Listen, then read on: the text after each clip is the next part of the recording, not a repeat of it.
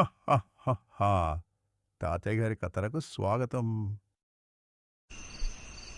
రాజు, శంకర్, దివి ఆడుకొని రాత్రి సమయంలో మాల్ పక్క నుంచి వెళ్తూ ఉంటారు. అప్పుడు శంకర్ ఇలానంటాడు. ఏ రాజు, ఈ మహల్లో ఏదో ఉందంట్రా, మా అమ్మ చెప్పింది. నిజమేరా. ఈ మహల్లో దెయ్యాలు భూతాలు ఉన్నాయంట చెప్పుకుంటారు. దెయ్యాలు అంత భూతాలు అంత లేవని నేను నిరూపిస్తాను.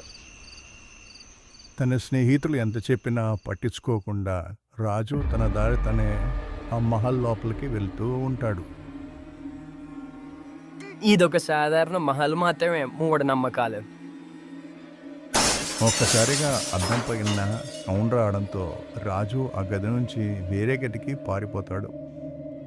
వేరే గదిలో అలసిపోయి ఒక అద్దం ముందు నిల్చోగా ఒక నీడ రాజుతో, రాజు, రాజు.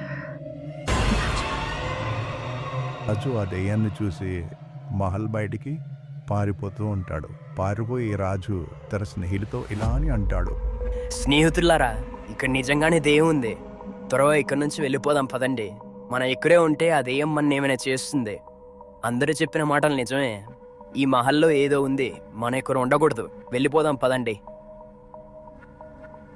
రాజు అలా చెప్పగా ముగ్గురు ఎవరి వాళ్ళ ఇంటికి వెళ్ళిపోతారు. మరుసటి రోజు రాగానే దివితో రాజు, దివి, నిన్న మనం మా మహల్ వైపు వెళ్లకుండా ఉండాల్సిందే. ఏం మాట్లాడుతున్నావు రాజు? నేను అసలు మీతో నిన్న ఎప్పుడు వచ్చాను?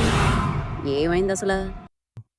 ఈ కథలో నీతి ఏంటంటే పిల్లలు, ప్రమాదం అని తెలిసిన తర్వాత కూడా ఆ పని చేయడం మూర్ఖత్వం అని నేను అంటాను. మీరేమంటారు పిల్లలు?